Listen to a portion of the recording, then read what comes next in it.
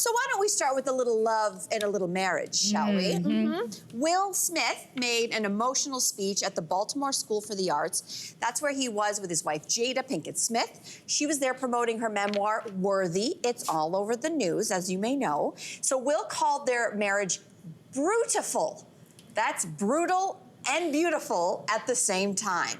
So is this really refreshing to hear celebrities who are kind of honestly fumbling their way through their relationships in public? Is it refreshing? No.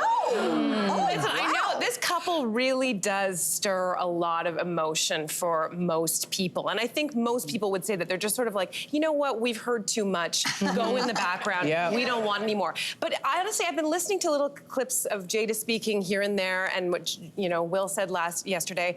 I've sort of shifted my perspective on this. I actually think it's quite brave of them, of any couple in the public eye, to come forward and announce that they have a different way of doing their relationship.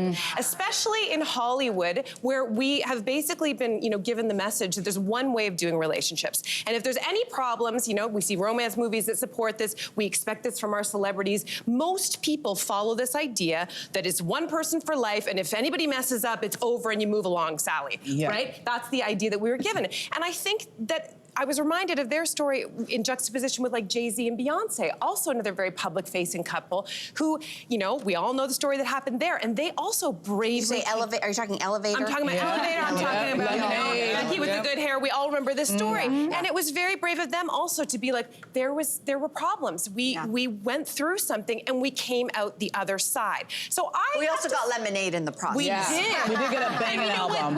For fans of Jada Pinkett Smith, and they're out there, I'm sure they've got a book out of this that they care about. So I just think we need to tweak this a little bit and be a little bit more sensitive to the idea that there are different ways of doing relationships. Interesting. What do you think, Phelan? I mean, I think it's really refreshing to see someone be messy in the public eye instead of trying to glaze over the reality. That is the reality of the relationship. And I think also being so public and speaking about a relationship and speaking about their relationship in a way that feels unconventional, in a way that we don't often hear about. We know these things happen in relationships now. We know people have different shapes, people are doing different things behind closed doors. And so I'm all for it. And I like having her as the centerpiece. I like having her tell her story instead of being surrounded by the voices of men for once. Yeah, that's a great point. Which is gonna make what I have to say sound really horrible. I'm with the audience. Mainly because my feeling about people's marriages, I don't talk about people's marriages and people's children. It's none of my business, that's grown folks' business. So because I have that feeling, every time I see an interview with Jada, I get uncomfortable because I feel like she is over-explaining her relationship and it's none of our business. And she's also opening herself up to more criticism. And that's why I'm uncomfortable with it. Not the fact of what they're doing, but I had a great conversation with my girlfriends who are all married. And they were like, you know what the reality is? This is marriage.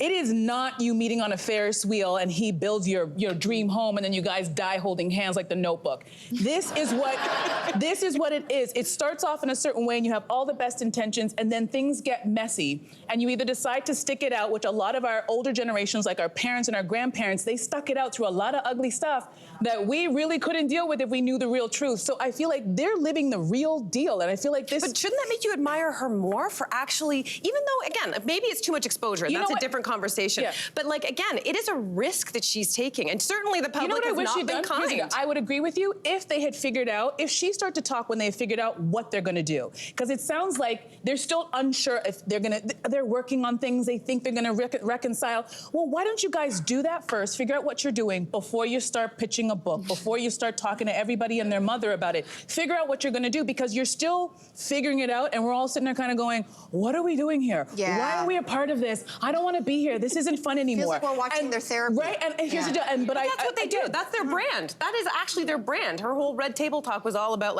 airing out your dirty laundry. That is happening. I think for me, the way I looked at it is I love everything that everybody is saying. I looked at it specifically Will Smith because she's getting it for sure in the media, but he's also getting criticism, but in a very specific lane. And there's a lot of people coming for his masculinity.